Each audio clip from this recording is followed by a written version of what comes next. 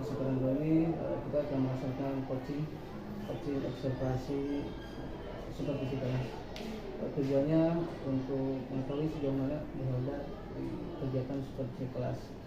Tidak untuk memungkinkan nanti di sekolah Diholda akan disupervisi oleh bapak kepala sekolah ataupun oleh yang berwenang. Yang pertama yang saya tanyakan, nanti di tujuan pembelajarannya kira-kira Diholda akan memberikan materi apa ketika nanti di supervisi? Untuk materi pembelajaran mungkin di kelas 12 nanti saya akan mencoba menyampaikan materi tentang teks editorial. Kalau aspek yang ingin dikembangkan dari materi tersebut apa? Untuk aspek yang ingin saya kembangkan mungkin dari materi ini kan bertujuan untuk melatih keterampilan menyimak. Jadi siswa itu diupayakan bisa atau mampu menyimak apa sih artikel atau berita yang sudah disampaikan atau yang sudah dibacakan oleh temannya. Apakah keterampilan menyimak atau ada aspek lain? Selain keterampilan menyimak, mungkin siswa dituntut untuk bisa mampu mengembangkan keterampilan menulis karena dituntut untuk nanti bisa membuat sebuah teks editorial. Jadi itu berupa proyeknya. Ya, proyeknya. Kalau untuk strategi pembelajarannya bagaimana nanti di kelas? Strategi pembelajaran mungkin saya akan menerapkan strategi pembelajaran konstruktivisme, yaitu untuk menyerap mampu siswa itu untuk lebih aktif di kelas, untuk lebih mencari, berpikir aktif gitu. Karena ini kan menyangkut dengan keterampilan minimal, jadi siswa itu dituntut untuk lebih aktif, untuk lebih berpikir. Jadi ini sudah menerapkan konsep merdeka belajar. Pembelajaran berpusat pada anak. Kalau persiapannya apa Bu sebelum nanti melaksanakan seperti itu di sekolah? Untuk persiapan saya sudah menyiapkan administrasi, mungkin ada RPP, ada media pembelajaran, ada buku paket, itu untuk menunjang proses pembelajaran. Kalau dukungan untuk keterlaksanaan supervisi nanti atau pembelajaran pada umumnya, dukungannya dari siapa saja menurut itu? Untuk mendukung proses pembelajaran sebenarnya otomatis ini dari sekolah ya. Sekolah bisa menunjang fasilitas yang dibutuhkan untuk proses pembelajaran. Misalnya ini kan tentang keterampilan menyimak. Otomatis biasanya untuk medianya itu bisa dari speaker, dari media online, untuk menunjang teks editorial. Kalau dari rekan sejawat atau guru lain ada nggak dukungan? Perlu dukungan nggak? Karena karena kita kan bisa sharing, bisa mendapatkan informasi mendapatkan kolaborasi dari guru-guru atau rekan-rekan sejawat. Kalau dukungan dari peserta didik sendiri Bu? Alhamdulillah untuk dukungan dari peserta didik, mereka sudah aktif di kelas, sudah mampu menyimak dengan baik apa yang disampaikan atau apa artikel berita yang disampaikan oleh temannya atau artikel dari media. Baik Bu, terima kasih, saya sudah mendapatkan informasi dan mudah-mudahan pembelajaran atau ketika nanti supervisi kelas itu berjalan dengan lancar. Amin. Terima kasih. Sama-sama Ibu.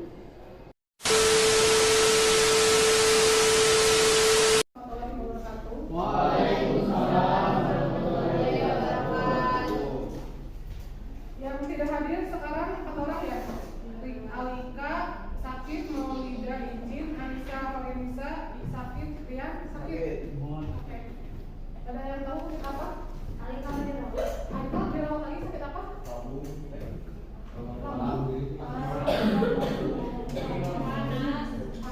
Rian, kenapa ada yang tahu info Rian?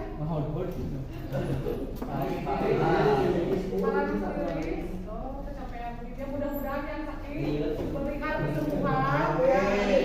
Mudah-mudahan cepat bisa berkumpul lagi, belajar lagi dengan kita. Oke, kita masuk ke materi yang kemarin kita masih membahas tentang materi teks editorial. Setelah kemarin semua perwakilan sudah ya? Sudah. Mary sudah sama Farhan? Farhan, Ibu? Kenapa Farhan? Kenapa? Ibu kan kemarin minta Mary sama Farhan ke depan. Kenapa? Farhan kan juga kayak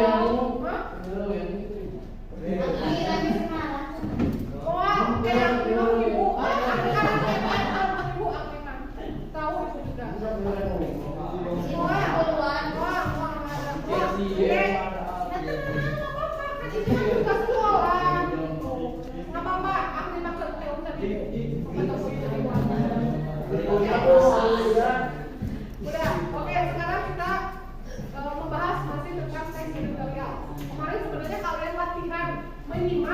melatih keterampilan minimal kalian dari berita yang sudah atau artikel yang sudah dibacakan oleh teman kalian di depan. Ya kan? Kalian sudah bisa membedakan ya apa itu fakta, argumen dan pendapat atau opini.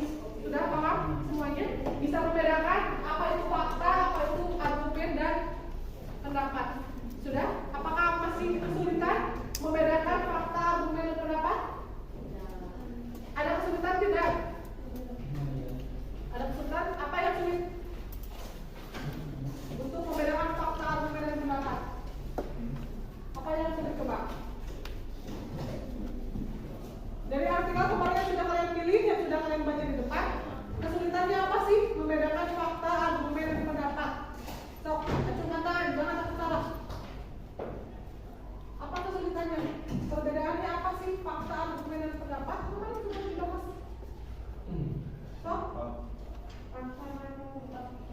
Sudah jelas yang Fakta yang sebenarnya nyata sudah ada buktinya, gitu kan?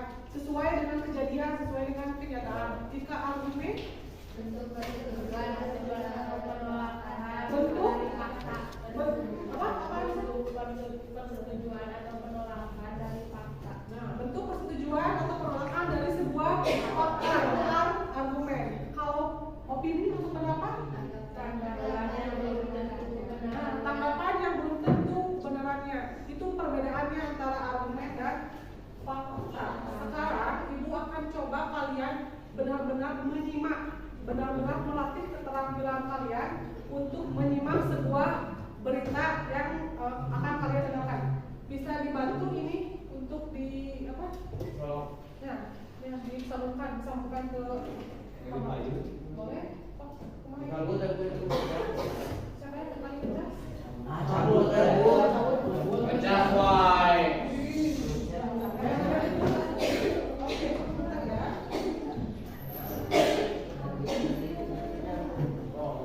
Ada yang bisa menyambungkan?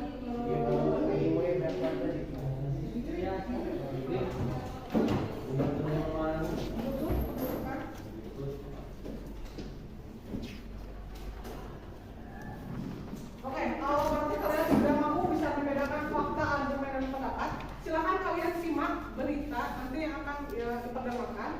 Terus kalian mencari fakta, argumen, dan pendapat dari berita yang sudah kalian dengarkan. Berikutnya, nyambung ke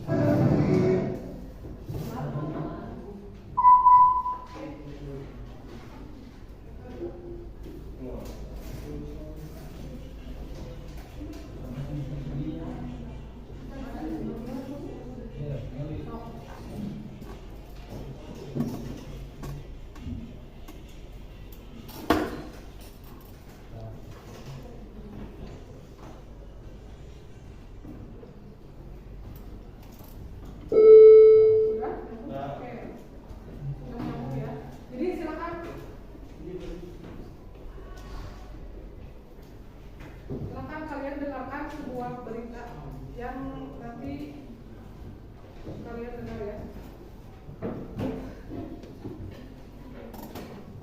Tolong catat hal-hal pentingnya, apakah itu faktanya atau argumen atau apa pendapat ya. Itu kita cari fakta, argumen dan pendapat.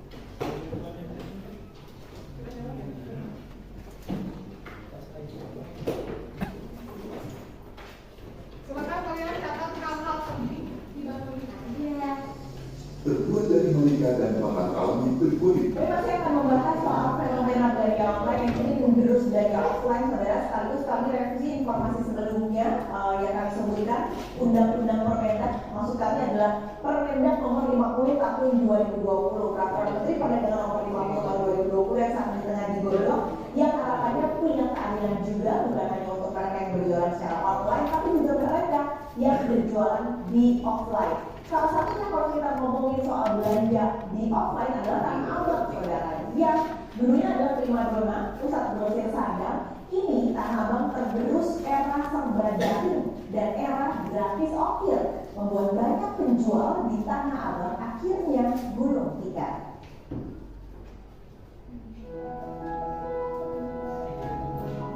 Inilah kondisi terkini Tanah Abang yang dikenal sebagai pusat grosir pakaian terbesar di Asia Tenggara kini semakin lengang.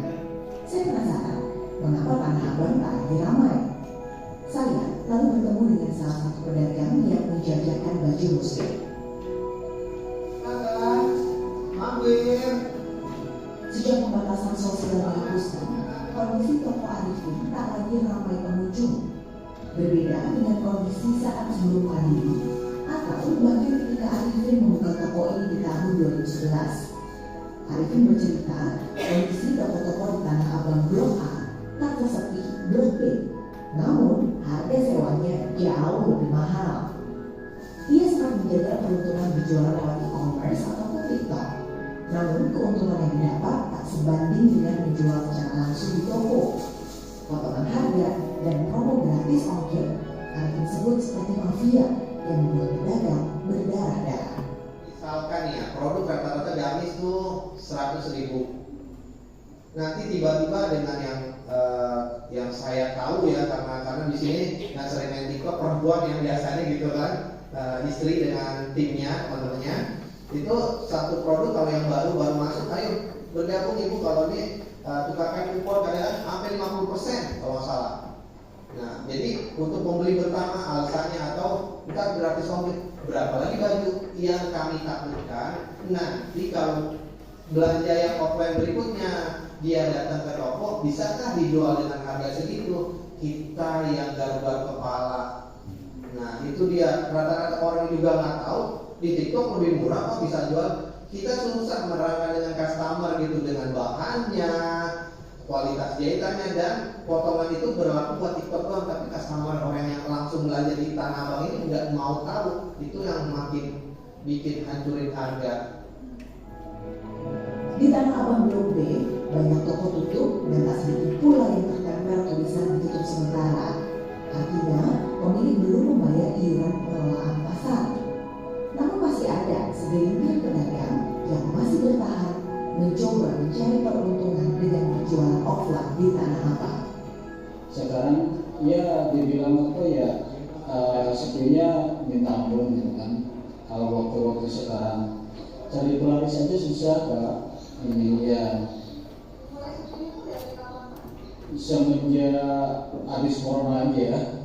Kalau waktu corona gitu kan, orang-orangnya masih ada ya buat modal gitu kan, simpanan. Nah, imbasnya sekarang coba aja ini toko-toko banyak yang tutup gitu kan, yang dikasih buat biaya servisnya aja kalau mau orang.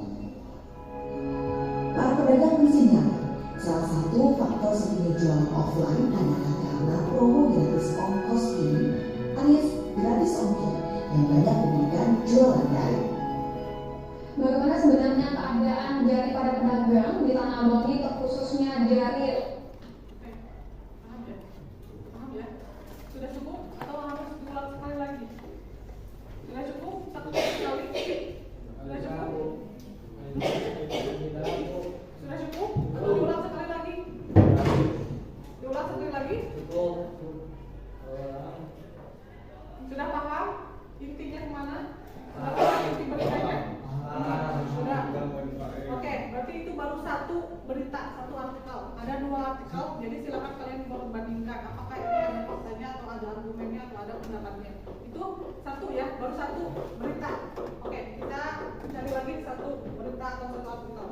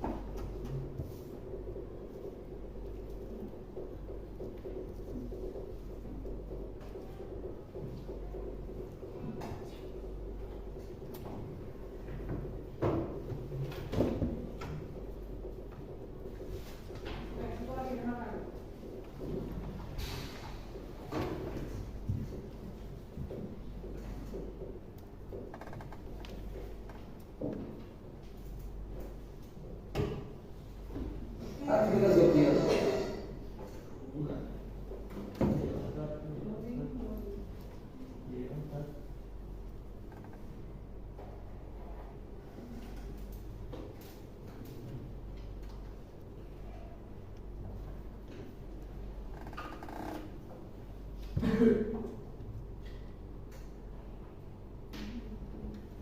lo sapete, e non serve lo fai una carriera.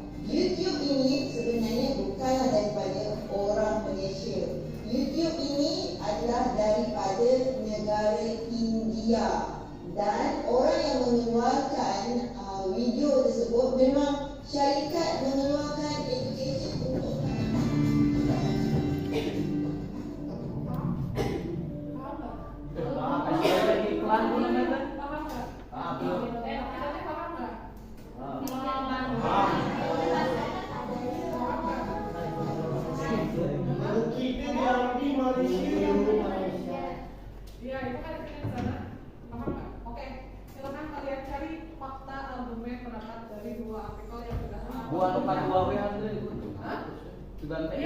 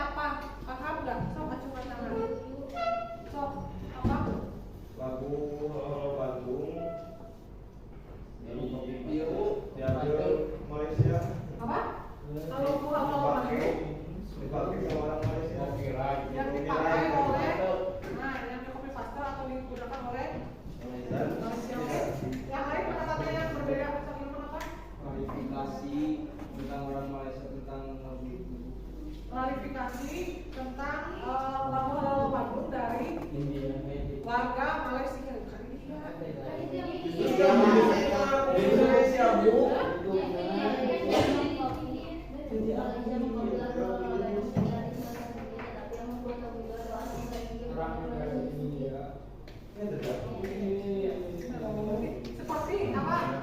Klarifikasi dari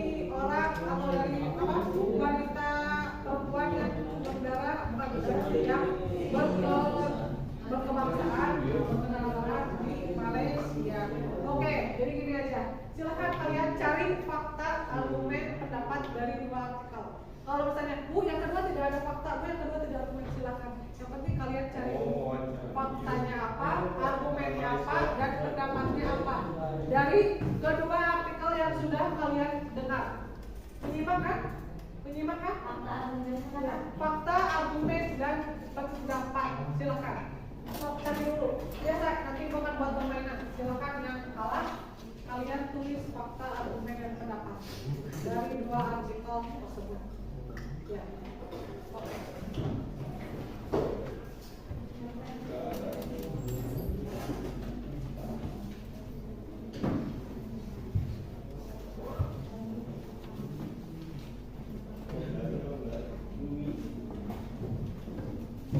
Sudah dapatkah faktanya?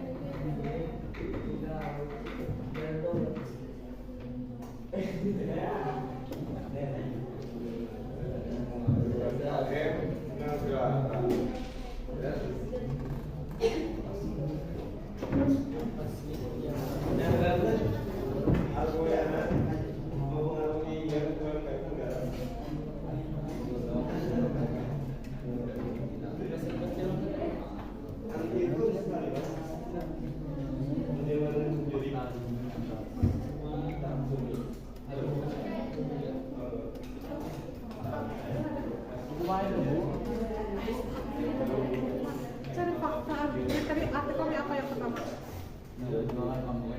Apa artikelnya yang pertama? Jualan online di apa? Jadi berpengaruh dari apa usaha jualan online, penjualan secara online berpengaruh ke penjualan secara offline di tanah apa? Iya, cari fakta argumennya sama pendapatnya. Kayak kemarin kami penjualan tanah abang. Rame jual tanah abang. Abang Pak. Abang tanah. Abang Toib. Abang Toib.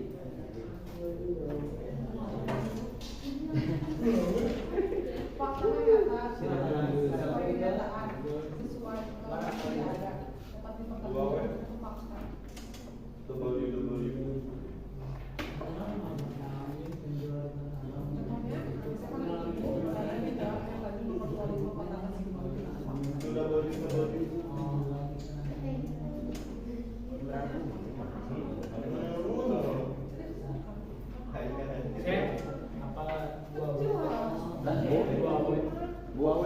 Buah ya argumen naon banyak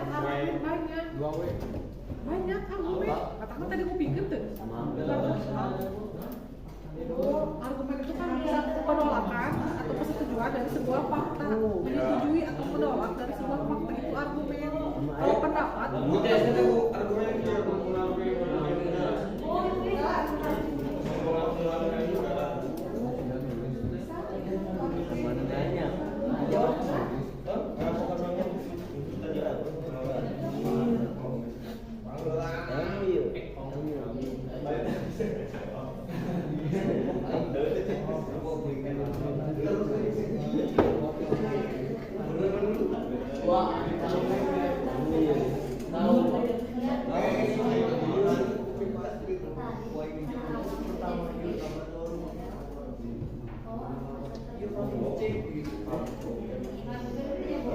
Udah? Apa semuanya?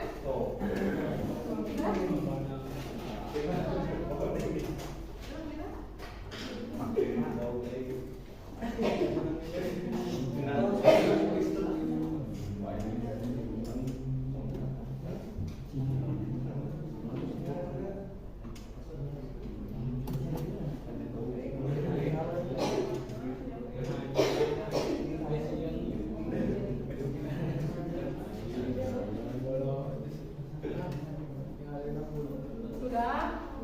Kami untuk beres. Mana? Apa beres? Pendapatnya setuju atau tidak setujunya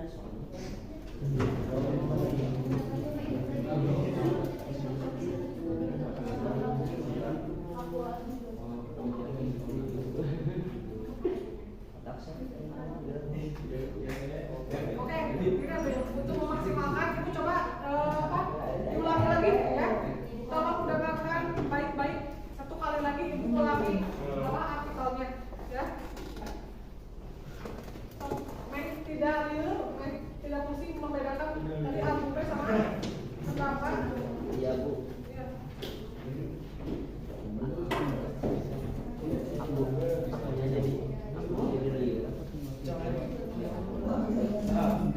Sejatinya berdasarkan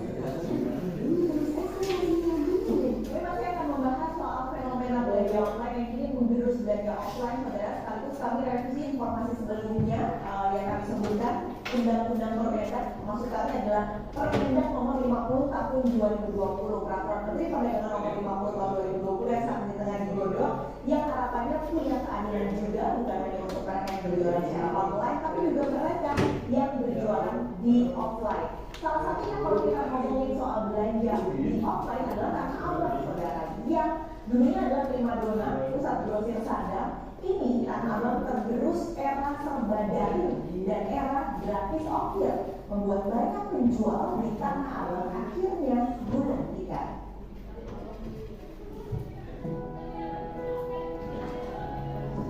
inilah kondisi terkini Tanah Abang yang dikenal sebagai pusat grosir pakaian terbesar di Asia Tenggara kini semakin lengkap.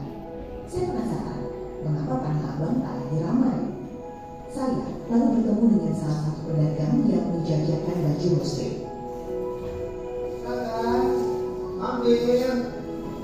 Sejak pembatasan sosial dihapuskan, kondisi toko Arifin tak lagi ramai pengunjung.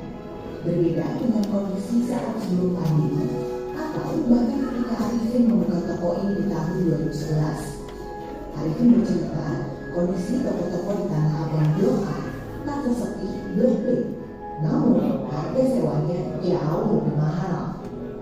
Ia sempat menjaga keuntungan berjualan lewat e-commerce atau ke TikTok, namun keuntungan yang didapat tak sebanding dengan menjual secara langsung di toko. Potongan harga dan promo gratis ongkir, Arifin sebut seperti mafia yang membuat pedagang berdarah-darah. Misalkan ya, produk rata-rata gamis tuh 100.000. Nanti tiba-tiba dengan yang saya tahu ya, karena di sini yang sering main TikTok perempuan yang biasanya gitu kan, istri dengan timnya, teman-temannya, itu satu produk kalau yang baru masuk, ayo bergabung ibu kalau ini tukarkan kupon kadang sampai 50% kalau nggak salah. Nah, jadi untuk membeli pertama alasannya atau kita gratis ongkir, berapa lagi baju yang kami takutkan nanti kalau belanja yang offline berikutnya dia datang ke toko, bisakah dijual dengan harga segitu? Kita yang garuk-garuk kepala. Nah, itu dia, rata-rata orang juga nggak tahu di TikTok lebih murah kok bisa jual. Kita susah merangkak dengan customer gitu, dengan bahannya, kualitas jahitannya, dan potongan itu berlaku ke TikTok doang, tapi customer orang yang langsung belanja di Tanah Abang ini nggak mau tahu. Itu yang makin bikin hancurin harga. Di Tanah Abang Blok B, banyak toko tutup dan tak sedikit pula yang tidak yang bisa ditutup sementara. Artinya, pemilik belum membayar iuran pengelolaan pasar. Namun masih ada segelintir pedagang yang masih bertahan mencoba mencari peruntungan dengan berjualan offline di Tanah Abang. Sekarang ya dibilang itu ya sebenarnya minta ampun gitu kan. Kalau waktu-waktu sekarang cari pelaris saja susah Kak. Ini ya semenjak habis corona aja ya. Kalau mungkin kalau waktu corona gitu kan orang-orangnya masih ada ya buat modal gitu kan simpanan. Nah imbasnya sekarang coba aja ini toko-toko banyak yang nutup gitu kan, yang dikasih buat bayar sanitasinya aja kagak mau orang. Para pedagang mensinyalkan salah satu faktor sepinya jualan offline adalah karena promo gratis ongkos ini alias gratis ongkir yang banyak diberikan jualan daring. Bagaimana sebenarnya keadaan dari para pedagang di Tanah Abang ini, khususnya dari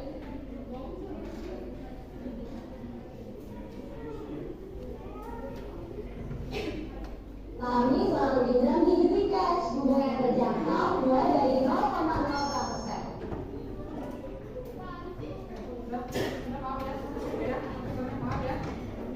Sudah dapat kan fakta argumen sama pendapatnya? Ya.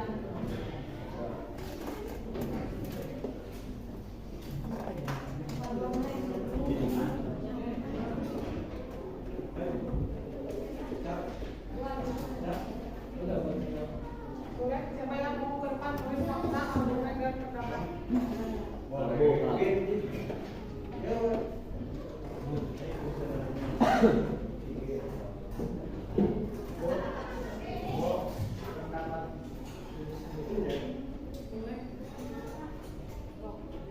Ada yang nulis pendapat, contoh fakta argumen sama pendapat yang tadi kalian sudah dengarkan.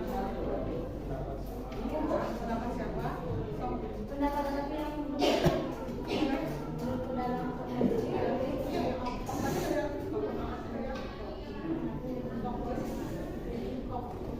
fakta argumen sama pendapat. dapat yang ibu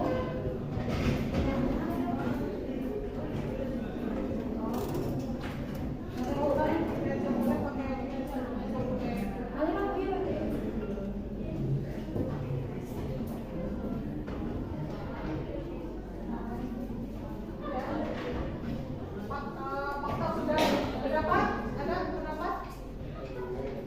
Jangan salah, nanti kita diskusi bareng-bareng.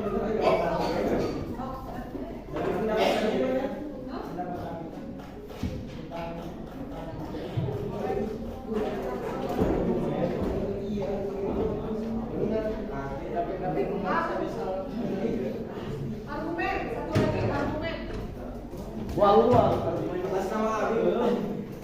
Boleh.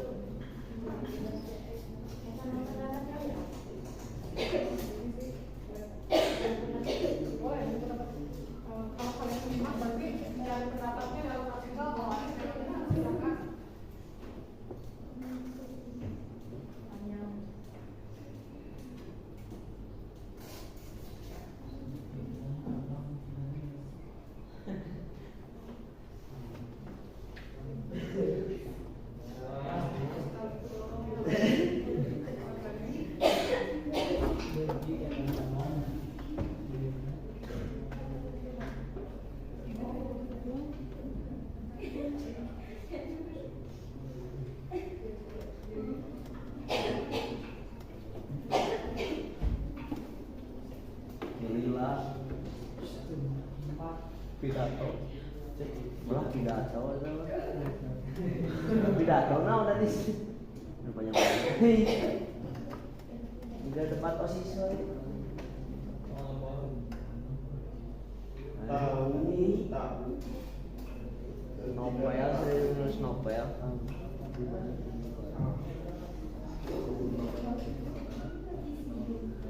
jangan banyak perbaiki tinggal baik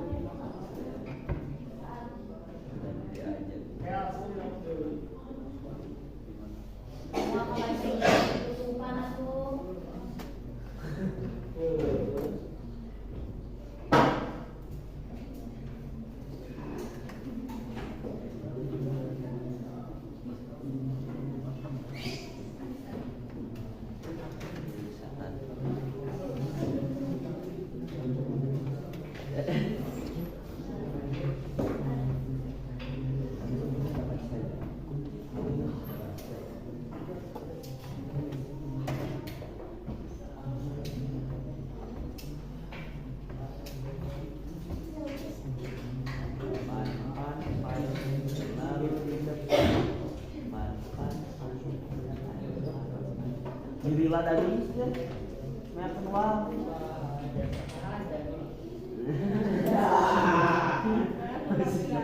novel lah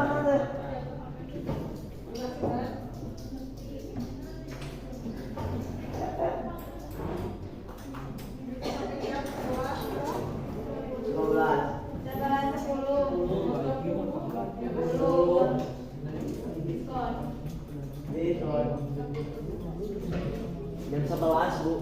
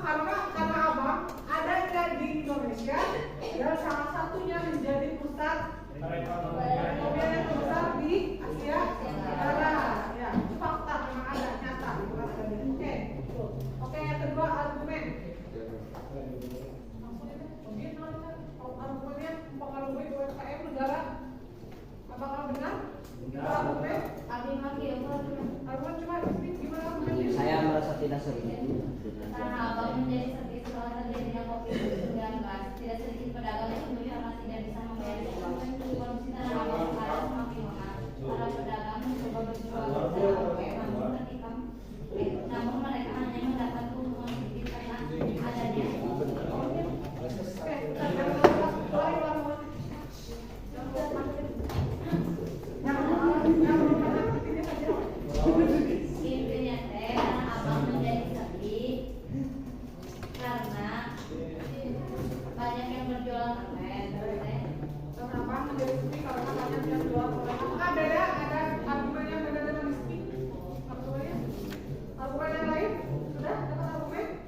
Ya, Kakak, sok gimana argumennya? Tempat di Tanah Abang mengalami gulung tikar karena aplikasi TikTok yang gratis sampai dan harganya lebih murah. Oke, Tanah Abang menjadi gulung tikar karena pengaruh aplikasi dari aplikasi TikTok dan belanja online. Ada lagi argumennya? Coba yang lain, pasti beda-beda argumennya. Bu, Sok, saya merasa tidak setuju dengan jualan online karena bisa mematikan penghasilan pedagang offline sehingga pedagang offline mengalami keanggotaan itu Bu. Argumen. itu lebih ke pendapat. Oh, iya Bu, gua bobo. Banyak pedagang yang tidak bisa membayar sewa karena tidak Rabi, ya. Nah, banyak pedagang yang tidak bisa membayar sewa toko karena ya sepinya Beli. apa sih pendapatnya atau persetujuan atau penolakan dari sebuah fakta? Faktanya adalah apa? Itu kan? Faktanya adalah Tanah Abang merupakan pusat perdagangan grosir terbesar di Asia Tenggara. Nah, karena sebagian besar pusat grosir, pusat perdagangan ada di Tanah Abang, semua ada. Tapi kenapa bisa dibuktikan? Karena pengaruh dari aplikasi online, belanja online, apa ya pendapatnya? Kita baca yang tadi. Tadi baca kan bisa. Jadi setelah saya lihat dan amati, terdapat beberapa pendapat atau pandangan tentang maraknya pasar online. Ternyata dapat menghancurkan mimpi para pedagang kecil yang aktif dan yang kurang aktif. Dan tidak tahu tentang bagaimana cara berjualan di marketplace yang membuat barang dagangan mereka menjadi tidak terjual. Yang mendatangkan kata kemudian yang mendatangkan kerugian pada akhirnya sampai harus gulung tikar dikarenakan kalah saing dengan pasar online. Itu menurut pendapat kami. Ya, jadi ada beberapa pedagang sebenarnya yang tidak tahu caranya berjualan di marketplace, kan? Ya, di aplikasi online, Shopee, gitu kan. Itu karena mempengaruhi sebenarnya apa? Pedagang yang berjualan secara offline. Ya, paham sampai sini. Nah, jadi kalian bisa menyimak teks editorial yang dibacakan atau misalnya yang diperdengarkan. Jadi bukan hanya mendengarkan, kalian mampu menyimak apa sih inti dari berita tersebut dari teks editorial tersebut. Oke, sekarang kita bahas tentang struktur.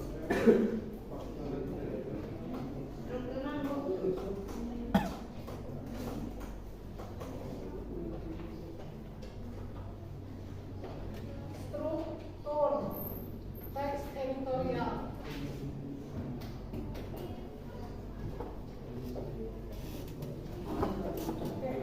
Struktur teks editorial. Ini teks editorial termasuk ke dalam teks eksposisi. Kan waktu kelas 11 kalian belajar tentang teks eksposisi, ya kan? Nah, ada beberapa macam teks, ada teks ceramah, teks informasi, teks eksposisi, apalagi? Teks apa lagi? Waktu kelas 10? Deskripsi. Ya kelas 10 kelas belajar apa? Kelas 11 apa?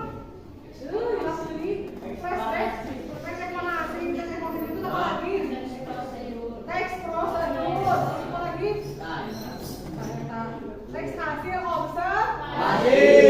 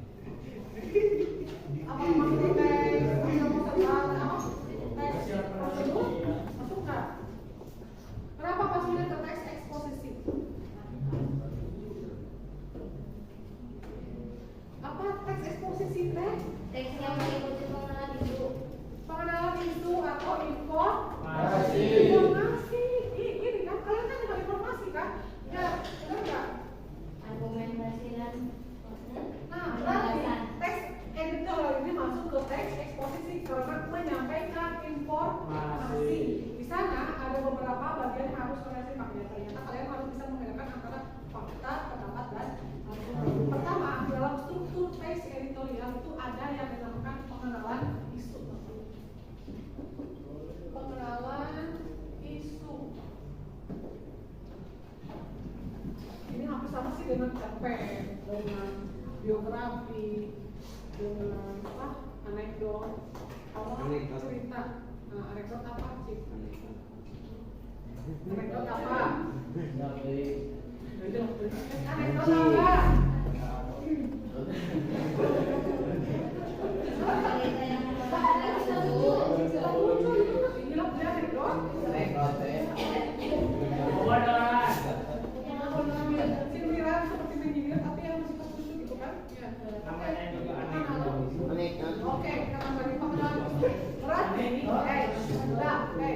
Jadi pengenalan isu itu ketika kalian membaca sebuah artikel, membaca sebuah berita, pasti ada pengenalan isu itu pendahuluan. Ya kan?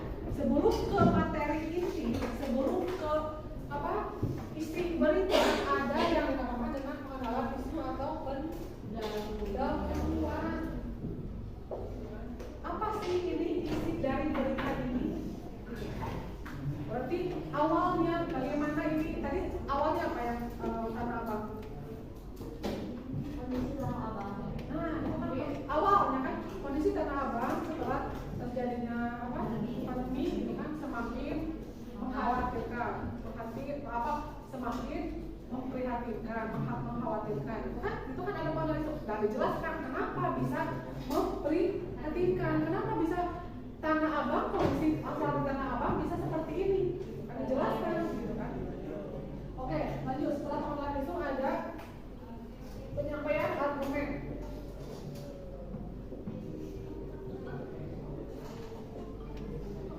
Penyampaian argumen atau isi. Nah, tadi di sana ada beberapa pedagang yang ditanya, kan diwawancarai, bagaimana menurut Bapak, pendapat Bapak setelah adanya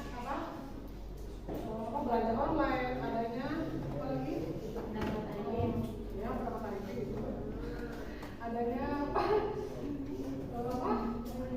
online, pencarian promo, bukan? Covid gitu kan? Ya, terjadinya pandemi Covid. Nah, sekarang dijelaskan kan ada beberapa pendapat dari pedagang, para pedagang argumen tentang kondisi Tanah Abang saat itu. Bagaimana? Ini kan nyamuk. Mungkin tadi nyamuk apakah disebutkan nggak mempengaruhi pendapat sendiri?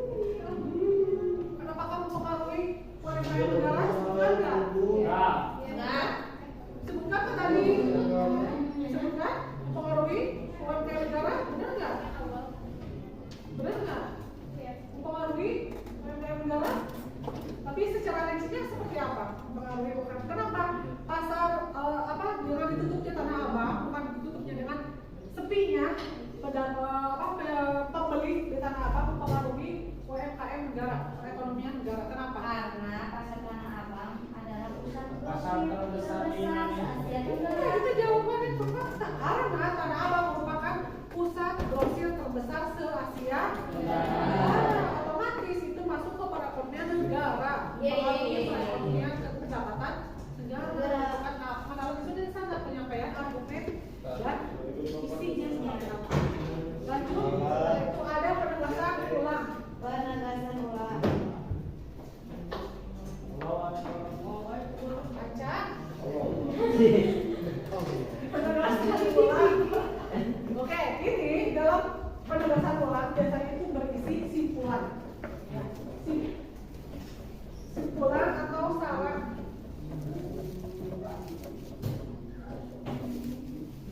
Simpulan atau saran dari peristiwa yang terjadi. Dengar nggak tadi simpulan atau saran dari penjual?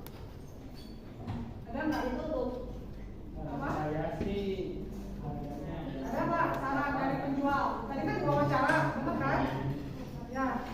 Apa sarannya, ada nggak dari penjual menyampaikan saran? Apa? dari harga, dari segi harga yang terlalu murah.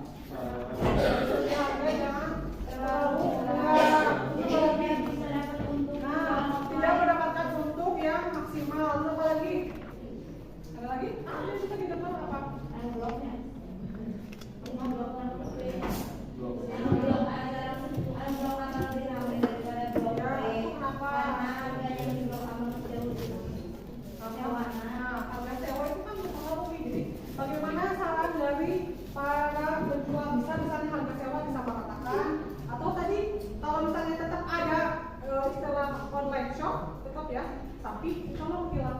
berarti ongkir. Nah, itu kan sama kan paham sampai sini? Ada yang tanyakan tentang SN Royal? Jadi Marcos ke dulu, Marcos atau Marcos memang? Marcos itu mah baru kan bakatku. Paham? Saya bakatku. Aku nama itu di kampung. Oke, terakhir Robin sama Farhan belum, silakan ke depan. Silakan ke depan. Robin, Farhan, terakhir, silakan dulu ke depan. Baca, sudah ingat, sudah dulu. Mereka itu yang itu, tapi kalian yang bawa.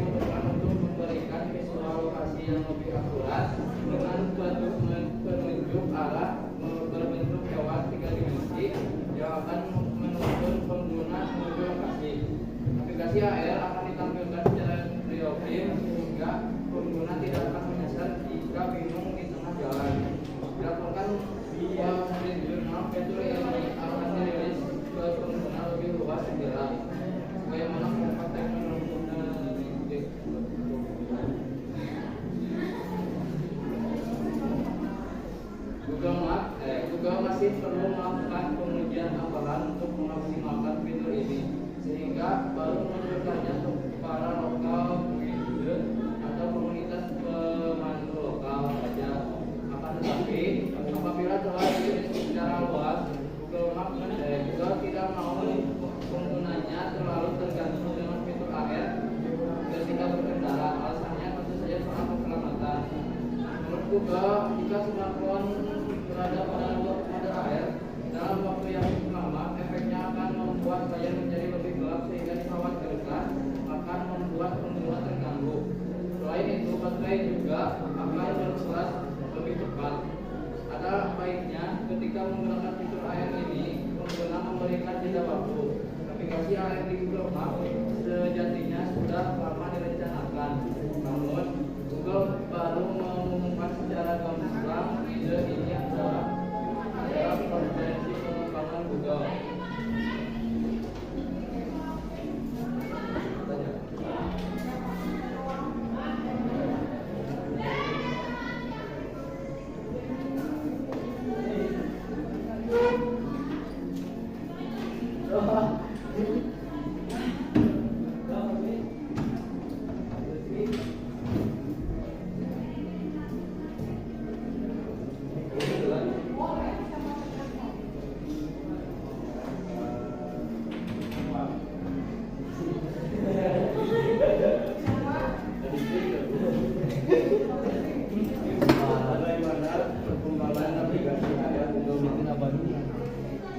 Perkembangannya Google Map.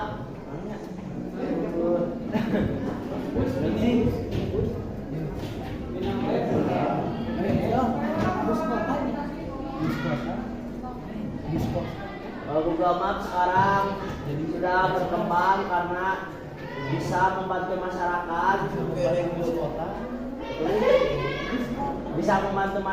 agar tahu arah dan tidak tersesat.